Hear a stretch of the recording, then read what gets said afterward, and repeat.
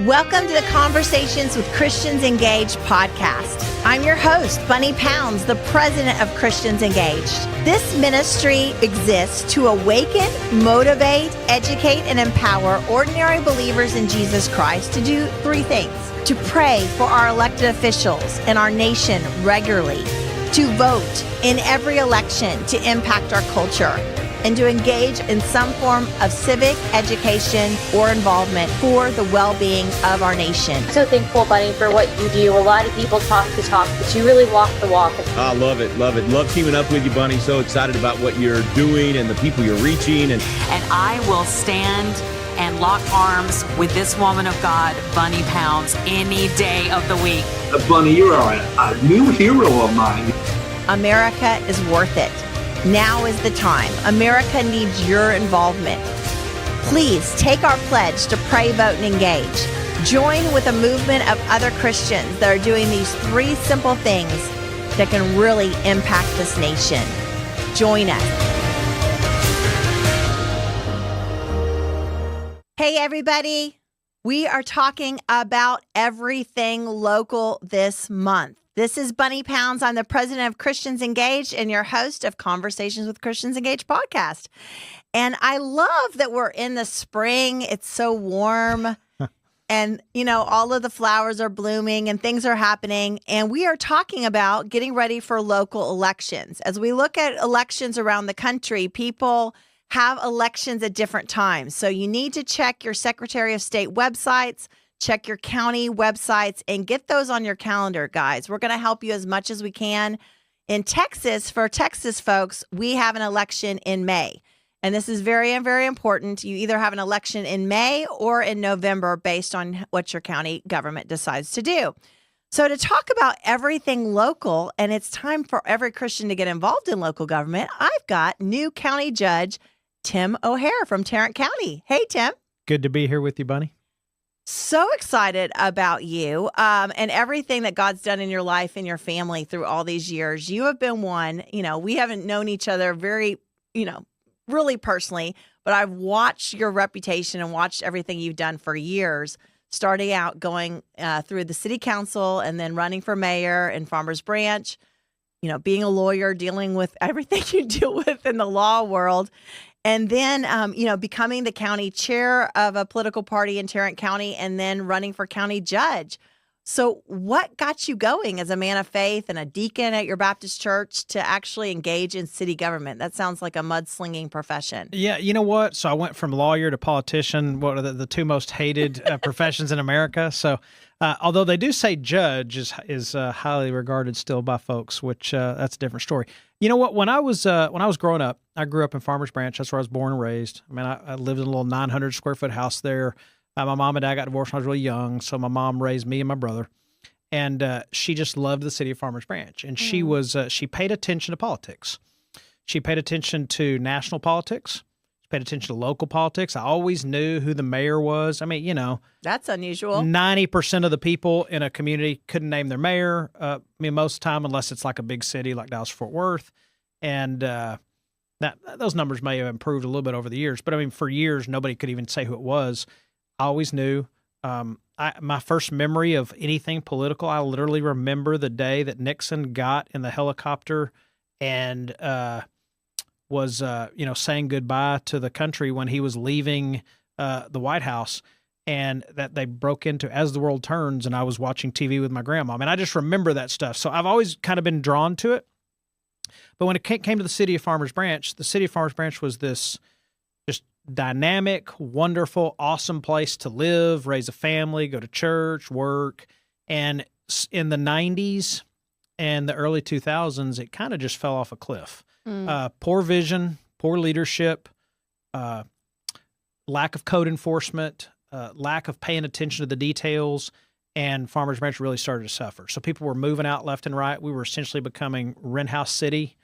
And this is a suburban of Dallas-Fort Worth for those people around the country. Yeah, borders Dallas, but it had seen its better days. So I decided to run for city council. I was in my early 30s, and I just said somebody's got to do something. So I wasn't trying to forge a political career. This is county judge here in Tarrant County. It's the first paid political position I've ever had. I've always been a private business guy. Right. And but I got involved in Farmers Branch, and it's a non-paid job to try to turn things around. And while I was there, I did 3 years on the council, 3 years as mayor, so 6 years total, all unpaid service. And while we were there, we did all sorts of things. We took Farmers Branch from the literally dead last when it came to property value appreciation in Dallas County. 28 cities, all within Dallas County. We were dead last on our property value appreciation over a 20-year period. We took it to fourth best. Wow. In 6 years. We had virtually no economic development to speak of when I got there. By the time I left, we had the third most economic development of any city in the Metroplex. And for your viewers, just to put that in perspective, Farmers Branch was a town of 28,000 people. Dallas had about 1 million. Fort Worth had probably 800,000. Arlington probably had 250, 300,000. So we finished third in the giant DFW Metroplex, even though our population was minuscule compared to all the people we were competing against. And the other thing we did was we took crime to a 10-year low, took the amount of money that we paid out of our operating budget towards debt to the lowest percentage literally in the history of the city since it was incorporated in something like 1850. I forget the exact year. But we literally reformed the government, and we became responsive to the people, and it's a real success story. And the average home in Farmers Branch back then was about $125,000 a year. I just checked this with a friend that's still there. It's probably double that. I think it's tripled. Tripled. Yeah. Wow. And a lot of it is due to things we did and just showcasing our community. It's a beautiful little place, lots of creeks, running through it, lots of parks, but it had kind of been forgotten and kind of been neglected. And so we turned it around. That's where I got started in politics. And I've just always been a political creature. I always paid attention. I always watched it. I was always interested. I'd give money to candidates. I'd speak about it, but I never did it for a job. Well, number one, praise God for a good mom that actually paid attention to her community, Amen. right? And Mhm. realized that we can't just hibernate in our homes. Nope. And raised our kids to think accordingly. But I know your faith as a Christian has played a lot of a part of your service and how you've lived your life. And you have, young daughters too. Mm-hmm. So you're raising a family and doing all of this on the volunteer side for years.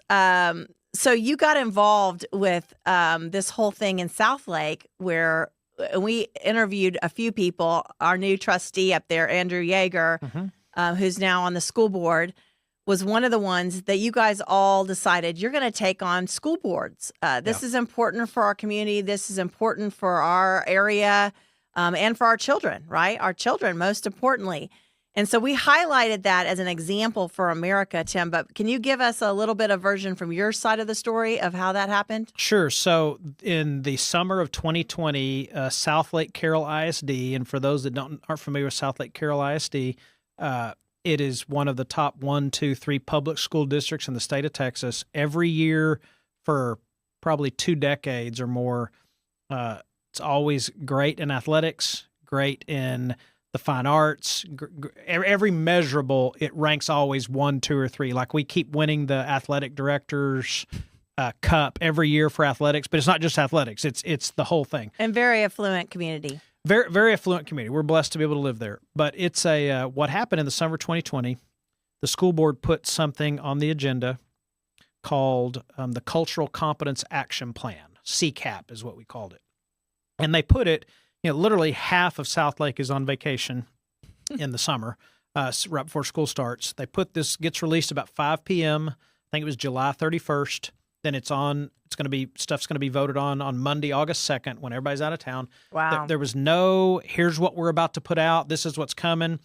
It just got put on the agenda. And fortunately, a couple of people saw it, and then the phone starts ringing. Have y'all seen what they're doing? And this thing called this Cultural Competence Action Plan was like a 134-point plan about how to totally transform everything within Carroll ISD.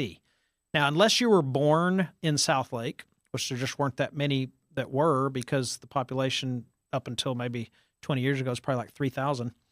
Unless you were born there, everybody moves there for the schools. Right. So this award-winning curriculum that is driving property values and driving people in the community, and they're trying to overhaul it and change it. And it was it was just some woke, just far left-oriented board members and administrators that were trying to start teaching critical race theory in Carroll ISD. They were going to create an equity department, equity coaches, equity directors, in a public high school, in elementary schools, junior highs. But then they were also going to start tracking microaggressions.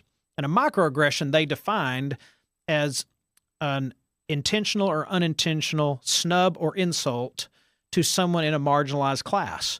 So when people saw this, rightfully so, they were like, we do not want this in our town. This is not what we're about.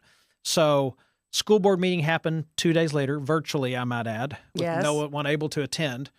And they passed this thing called the Cultural Competence Action Plan. Well, it wasn't put on the agenda correctly. You had some school board members, when they voted for it, they said they were voting to enact it. You had others who said, no, we're just voting to receive it. I mean, they didn't even know what they were voting on. It was just a debacle. What happened after that was a group of parents, I think about 100 people, met at someone's house in the middle of COVID, middle of summer. I think it was 105 degrees outside. We met in somebody's backyard. Wow. And came together. And most of these people didn't know each other, had no connection, just they'd seen what was going on and didn't like it. And they were concerned. And they said, what do we do? How do we stop this? Well, I showed up because somebody asked me to come. I went. And because I was the party leader in Tarrant County a couple years earlier, they kind of knew I knew a little bit about politics stuff. And I went there. Parents were furious. They were upset. They didn't know what to do. Well, I knew what to do because I'd been involved in politics at the local level and in the party politics. So we formed a political action committee. I formed something called South Lake Families Political Action Committee. We ended up getting literally thousands of people from the community. Thousands to give money, to give us their email addresses, to volunteer on committees. And we formed committees, and some of them were public relations committees. Some of them were open records request committee. We did over 400 open records requests, found documents of self-dealing that you wouldn't believe, found documents of school board trustees talking to each other on texts, which is forbidden by the Texas Open Meetings Act. Those documents subsequently got turned over to the district attorney's office. 2 school board members were indicted for violating the Open Meetings Act. Those cases are still pending. Ultimately, when it was all said and done, we raised a significant amount of money. So this is a community of about 30,000 people. We raised, I think it was about $250,000. Wow. We hired a lawyer that had successfully sued the Obama administration to take out one of the provisions of Obamacare, along with the former Solicitor General of Texas. It was a Fort Worth lawyer, Dusty Fillmore, former Solicitor General of Texas named Jonathan Mitchell. We hired them to sue the school district to stop the CCAP. We also recruited people to run for school board, to overturn the school board, and I'm happy to say that in 18 months from the day I started this PAC, we were able to overturn the school board and take it back. And there's an election coming up in May, as you alluded to. And in May, I think what you'll see is we'll have a 7-0 board, and we'll get rid of the last 2 holdouts from all this. Ultimately, we stopped the CCAP. It was forbidden from going forward, stopped. New superintendent, 2 new assistant superintendents, or I guess 1 and 2 were sent somewhere else. And we got school board trustees that actually loved America, were pro-America, pro-freedom, pro-faith, and would not come within 100 miles of teaching critical race theory to schools. I mean, they wanted to do stuff with pre-K kids. Yeah, I mean, this story is crazy, Tim, because this is what's happening around the country. And this is, again, a very, a conservative, affluent neighborhood, right? In Dallas, Fort Worth, the buckle of the Bible Belt. Right. And this is what's going on. And I know people listen to us all over the country. It's even worse, right? There's worse things happening. Right. But the moral of the story is why we highlighted it in our Salt and Light, how to impact your local community curriculum, is because this should inspire every Christian to get involved in this level. And we complain and we hold up our hands and we say, we can't do anything. There's just too many problems. All this is happening in America. But the reality is we can do something. We can put our hands to this, and, 1,000 or so people in South Lake flip this whole thing around. Yeah, Bunny, exactly what you said. Christians have for so long oh gosh, I hate what's going on. What's happening to our country? We just complain. But they don't run for office. Right. They don't help people who do run for office. We put this thing together. We had more volunteers on these. I think we had 12 committees. We had more volunteers on these 12 committees than we knew what to do with. Wow. So there was nothing that we wanted to do that we couldn't do, that we couldn't organize, where we couldn't recruit people.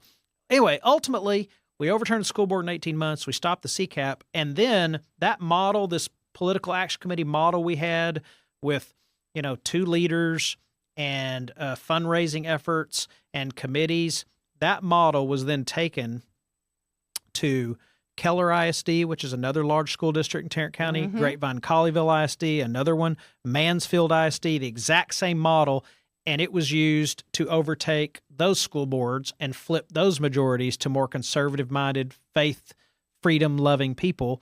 And we have seen it, and I'm not trying to take credit for it. Other people were getting upset around the country, but what we did in Southlake has literally seen people in their communities all over the country say, we're going to do the same thing. We're not going to happen here. And, in Virginia, a governor was elected who said parents should be in charge of the children's education. We're not going to let the people that work for the schools dictate what our children are supposed to learn. It's going to be parents, and won the governorship doing that. Well, the days of putting our heads in the sand and thinking that this stuff is not impacting our children and grandchildren has to be over. And we have to realize that really liberty starts local. And so we teach in our new 8-hour curriculum, guys, that will teach you how to run a local campaign, how to impact your city, county, school boards. That curriculum is really to empower the average American that does believe in faith, does have a relationship with God, to take his presence out into their community. Judge, you alluded to the fact that you were involved in party politics also. So city government, you're nonpartisan, but you also got involved in party politics, working with the platform, the rules, being a chairman of a local political party. That's really hard for Christians to get their heads wrapped around, because we don't want to be tied to a certain group. Sometimes we want to be independent minded. We're biblical people. We're kingdom people. So it's really hard sometimes for Christians to get their head wrapped around getting involved in a party. That just seems too secular, right? But you've seen it from the inside as a person of faith. How can an ordinary Christian actually impact things within the political party? Is the political party is just made up of people, right? Yeah. I think God calls us to be involved in our children's lives, calls us to be involved in our communities, calls us to be salt and light to those communities. And you can't be salt and light if you just gather around each other and just talk to each other and hang out with each other and don't get involved in the public sphere. So right. So right. So Christians are supposed to get involved in politics. They're supposed to get involved in every level of government. And the focus in America is so often on national politics. Yes. And where you're most affected and where most stuff starts is at the local level. Right. And, so county government, for example. County government, I think, is the most impactful level of government on people in America, certainly in Texas. County government is your elections. That's who runs elections, county government. It's the sheriff's department, which runs the jail, which provides policing and task force support for local police departments, national law enforcement agencies, state law enforcement agencies. It's the district attorney's office, prosecutes crimes. Yes. It's the tax assessor's office, collects property taxes. It is the civil courts. It's the criminal courts. It's the biggest piece of government, I think, that affects you, but it goes under the radar because everybody's paying attention to what's happening in Washington, D.C. and who's in the White House. Yeah. Those are very important. Until a pandemic hits, and then all of a sudden everything's being shut down by their county judge. And now that's why everybody knows what a county judge is in Texas when so many people had no idea before. Right. People know how important it is. You literally, one human being has the power to say, church, you shut down, school, you shut down, business, sorry, you can't open and do business. And when I ran, I pledged you will never have to worry about me ever shutting down a church, school, or business ever. We're supposed to be a free country of free people. People should be able to decide for themselves whether or not they're going to open their businesses, whether or not they're going to go to church, not have some guy sitting at a desk or lady sitting at a desk who got elected that most people had no idea had this power saying, sorry, you can't live your life and conduct your business the way you want to. That's not American, and it's not right. Well, and I would encourage you, don't look at just party labels, but look at what the public servants are saying. Do they talk like you just heard? Because that is really what defines true leadership. Are we willing to take the arrows and keep liberty open, right? Judge, I know you had lots of conversations when you were a chairman with precinct chairs, with different people. You were moving them to your positions, what you thought the party should go, how you were dealing even in city government. But you just ran in a very, very purple county. For those who are not from Texas, Tarrant County is like ground zero right now for Republicans and Democrats. And, they're fighting over this, suburban, urban county. And you had to have conversations with Republicans and Democrats as you ran for county judge. You had to pull people to your side. How do you talk to people to make them understand what your positions are by also hearing them? Yeah. And realizing that they have important things to say as well. So Tarrant County is the third largest county in the state of Texas, 15th largest in the country. Fort Worth is the county seat, which is the 13th largest city in America. And Arlington is also in Tarrant County, which is, I forget the number, but it might be 18th or 20th largest city in America. So here, property taxes in Texas are too high. And whether you're a Republican, whether you're a Democrat, whether you're independent, whether you're apolitical, property taxes are a problem. Property taxes are too high. And so I told people, I'm going to go in and cut your property taxes. Now, you got to have 3 votes to do it. What people in Texas don't know, and even some people in Texas don't know, people outside of Texas don't know, some people in Texas don't even know it. And that is this commissioner's court. Has nothing to do with the courtroom. County judge has nothing to do for most, at least the big counties, with being a judge. It's actually like the mayor of the county or the CEO, chief political officer of the county, more like the governor of the county or mayor of the county. You run the budget for all the county services. For all the county departments, you run the budget, you set the policy. So it takes 3 votes on a commissioner's court. It's made up of 1 judge and 4 commissioners for 4 precincts. All counties are divided up that way in Texas, all 254. And so it takes 3 votes to do anything. So when you set the county tax rate, you set the hospital district tax rate. So when you say, I'm going to cut property taxes, what a lot of elected officials do when they tell you they cut your property taxes is they see what the appraisals are going to be for properties before they vote on the budget. And so then they've cut the tax rate by 0.5 cent or 1/4 cent. And then they turn around and say they cut your taxes. Then you get your tax bill, folks. And it's 9.5% higher than it was last year. And well, this guy told me, and then you know what everybody says? Oh, it's the schools. It's the schools. So what I've told people is I'm going to go in and do everything I can to actually cut your property taxes, not just the tax rate. You'll never hear me tell somebody I cut their taxes if they're paying more in taxes. And so telling people that, Republican, Democrat, doesn't matter. They like that. The second thing, government's number 1 job is to protect its people, whether it's national, whether it's statewide, whether it's local. That's what the Constitution says. And that's what our job is to make sure people are safe. So we're going to make sure that we support law and order. The way law enforcement has been treated in this country over the last couple of years, and there have been some bad incidents and some bad apples. Right. But the overwhelming majority of the people in law enforcement are amazing human beings that literally don't know when they leave in the morning or if they're going to come home that day to their families. Right. And so we're going to support them in Tarrant County, and we're going to maintain law and order, and we're going to make sure that we have as safe a county to live in as you can possibly live in. That's universal. Democrats want that. Republicans want that. Independents want that. What I said is no one should ever move out of Tarrant County because they can't afford to stay in their own home or because they don't feel safe. And so those are 2 things that we will prioritize and we will work on as long as I'm county judge. So good. Well, we have a mutual friend, Andy Wynn, who I guess is now your chief of staff. Right. Andy was a county commissioner in Tarrant County, and he's just an example of people that feel called to county government, right? Right. So as you're looking over the landscape of all the staff that you need and the personnel that you need to manage a city or a county or a school board, There's a whole bunch of things beside elected offices that we need Christians and people of faith to be involved in, right? Yes. So, Tim, when you're looking at that, how do you motivate people as a deacon in your Baptist church to say, you know what, if you care about your city, if you care about your county, you need to get involved in what looks like little steps, but it could turn into greater and greater stories, right? Yep. It could be turned into greater influence. How do you get people motivated to consider getting involved? So a couple of things. We're fortunate the church we go to is First Baptist Grapevine. Our pastor talks about this from the pulpit. He encourages it. Praise God. He pulled me up on the stage when I was running, prayed for me. He does that regularly. So he encourages our people. He does not shy away from politics.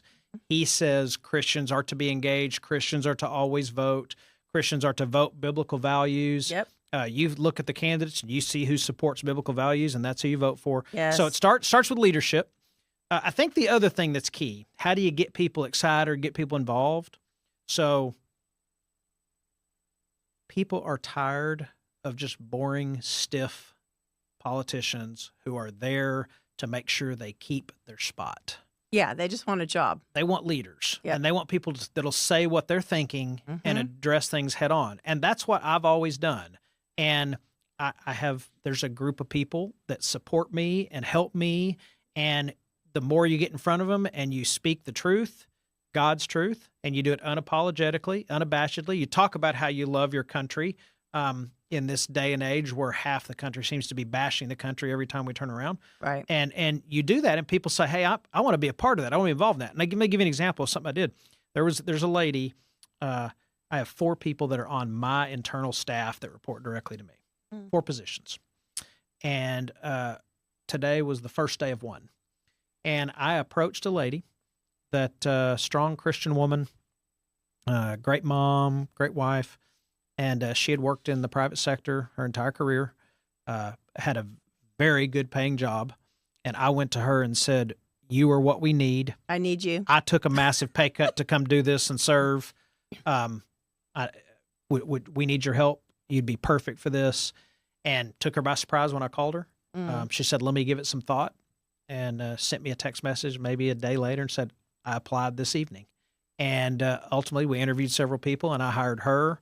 And that's what it takes. And we've got to get involved. You know, let me tell you what, people that want to change our country and people that are not for godly biblical values, we love our families. We go to church. We go to our jobs. We raise our families. We do the things that, everybody almost used to do in America. Right. Well, there's another group of people that all they think about is government, taking over the government, taking over every institution, and forcing their beliefs down your throat, which so often are not godly biblical principles. Right. We need to think about this strategically, and what you're doing is great and badly needed. We need Christians to say, you know what, I'm going to serve in the public education system. I'm going to serve in public universities. Yep. I'm going to serve in local government. I'm going to serve at the county. And this lady's a great example of someone, it took somebody getting elected who would find that person, and then it took somebody who was willing to sacrifice their pay to come to a higher calling, and this is what she did. So good. So good, Judge. Well, we so appreciate your service, appreciate your years in the trenches of the political movements, and being willing to get your hands dirty and to help your city and now to help your county. It's a big thing. And we want to inspire other people to not only take our pledge to pray, vote, and engage and start praying regularly, voting in every election, but also to do the third thing, which is what we're talking about, everything local, which is to engage in some sort of civic education or involvement for the well-being of your nation. Tim, how easy is it for somebody to just learn? I mean, if we're willing to open up our hearts and minds and to learn about new things, we can learn, right? Easily. You don't have to be a lawyer to serve. I mean, people they look at your resume and they're like, wow, okay, you went to UT. He's been a lawyer, super lawyer, right? Have done all these things. And they think, well, only people that are special like you should get involved. But it's easy for people to get educated, and we need every voice, don't we? We absolutely do. So this is pretty stunning. It is said that half of Christians are not registered to vote, and half of Christians that are registered don't vote in a general election. Yep. If you literally increased voter turnout or voter registration for Christians by 10%, we'd win almost everything across the country without fail. Exactly. And so that's why we're here. It's up to the churches and leaders like you to get people to step up and say, hey, enough. Mm-hmm. We got to get involved. We can't just sit back on our hands and just hope it all goes well. Praying is incredibly important. Yep. Getting engaged is very important. Voting is incredibly important. And there are elected officials all over the country that they want help. They need volunteers. They want people that can step up and help them. And also, sometimes it's just when you stand up for biblical values, people shoot arrows at you. Mm-hmm. People take shots. Sometimes just sending a note or having your Sunday school class or your church send a letter or an email to somebody who's taking the arrows. We're behind you. Stay strong. There's a lot of us out here.